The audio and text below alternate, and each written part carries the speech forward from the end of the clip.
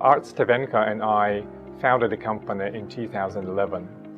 And back then we're doing bicycle advertising wheels. So in 2015 we pivoted into a completely different product, which is the Hypervision platform that we sell today.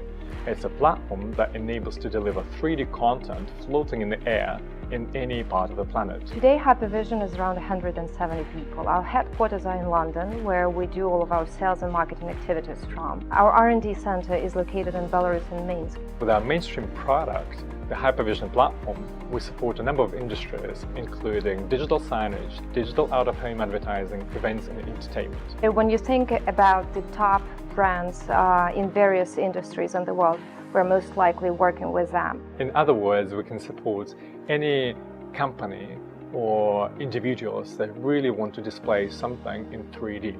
When you invent something new, like ours technology, it's very hard to predict how quickly will the market adapt it. In terms of manufacturing a product, we also need to be adaptable in terms of volumes. It was important for us to find a partner whose operational team and the team on the floor would be able to fit with our team and support us in solving our day-to-day activities. And Flex was the partner who definitely supported us in that.